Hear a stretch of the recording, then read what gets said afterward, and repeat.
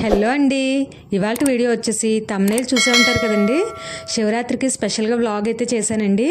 ఇది వచ్చేసి మన కాకినాడలో శ్రీపీఠం అండి, ఐశ్వర్యాంబిక టెంపుల్ అనమాట. చాలా మందికి తెలిసే ఉంటుంది. కాకినాడలో చాలా తక్కువ మందికి తెలియదేమో కానీ చాలా మందికి తెలిసే ఉంటుంది. ఐశ్వర్యాంబిక టెంపుల్ అనమాట. శివరాత్రికి స్పెషల్గా ఇక్కడ కూడా అభిషేకాలు అయితే జరుగుతున్నాయండి.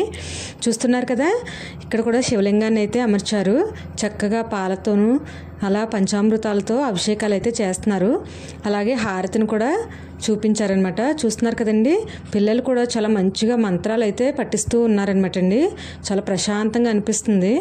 నెక్స్ట్ వచ్చేసి శ్రీపీఠంలో కూడా మన చేతులతో మనమే స్వయంగా చేసుకునేలా ఇలా శివలింగాన్ని అయితే అమర్చారండి. అమ్మవారి ఎదురుగా చూడండి, అమ్మవారిని చూస్తుంటే చాలా కనుల పండుగగా అయితే ఉంది కదా. ఇదిగో చూస్తున్నారు కదండి, ఎవరికి తోచినట్టుగా వారు చక్కగా బిల్వపత్రాలు, పుష్పాలు, పాలు, పెరుగు, పంచామృతాలతో చక్కగా వాళ్ళకు వాళ్ళే స్వయంగా అభిషేకాలు అయితే చేసుకుంటున్నారండి. ఇలా చేసుకోవడం వల్ల మనకు కూడా చాలా సంతృప్తిగా అయితే ఉంటుంది కదండి. చాలా పెద్ద లైన్ ఉందండి.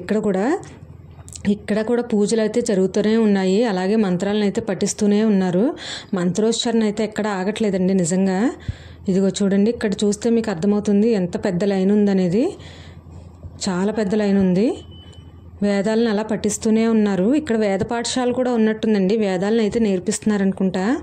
పిల్లలు చూడండి ఎంత మంచిగా మంత్రోచ్చారణ అయితే చేస్తున్నారో, చాలా బాగుంది. అలాగే ఇక్కడైతే పండితులు కూడా స్పెషల్గా పూజలు అయితే చేస్తున్నారండి. శివరాత్రికి సంబంధించి చక్కగా పసుపుతో గణపతిని చేసుకున్నారు. అందరూ కూడా పూజలో కూర్చున్నారు. ఇలా పసుపు, కుంకుమ, గంధము, అక్షింతలు, పుష్పాలతో చక్కగా పూజలను అయితే చేయిస్తున్నారనమాట. చూడండి, వీళ్ళందరూ కూడా ఎంతో ప్రశాంతంగా శివరాత్రి రోజున పూజలు అయితే నిర్వహించుకుంటున్నారు.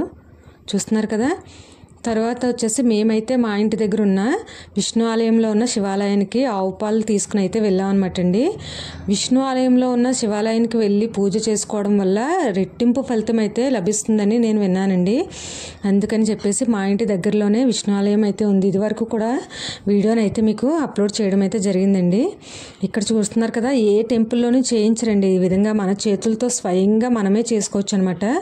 చూస్తున్నారు కదా, ఇక్కడ కూడా చక్కగా వాటర్ తోటి, అలాగే పాలు, పెరుగు, గంధము, పుష్పము, పత్రము, అలా పంచామృతాలతో మనమే స్వయంగా చేసుకోవచ్చండి. చాలా సంతృప్తిగా అయితే ఉంటుందన్నమాట. ఈ విధంగా నాకు వీలైనంత వరకు మీకు వీడియోని అయితే షేర్ చేస్తున్నాను. నెక్స్ట్ వచ్చేసి బయట కూడా ఈ విధంగా 365 ఒత్తులు చక్కగా వెలిగించుకుని అందరూ కూడా ఇక్కడ కూడా పూజలు అయితే చేసుకున్నారనమాట. నెక్స్ట్ విష్ణు ఆలయం కూడా చిన్నగా వీడియోని అయితే షేర్ చేస్తున్నాను. ఇక్కడే ఆంజనేయ స్వామి ఇంకా హరే కృష్ణ కూడా ఉంటారండి. నెక్స్ట్ వచ్చేసి వినాయకుని గుడికి కూడా వచ్చామండి. వినాయకుని గుడిలో కూడా శివరాత్రికి సంబంధించి శివరాత్రి కోసం స్పెషల్గా మనకి ఇక్కడ విగ్రహ ప్రతిష్టలు అయితే జరిగాయండి. చిన్నగా షార్ట్ని కూడా మీకు అప్లోడ్ చేశాను. ఇక్కడ అమ్మవారి ఎదురుగా చూస్తున్నారు కదా, చక్కగా శివలింగాన్ని, నందీశ్వరుని కూడా అమర్చారనమాట. అక్కడ కూడా మనమే స్వయంగా అభిషేకాలు అయితే చేసుకోవచ్చు.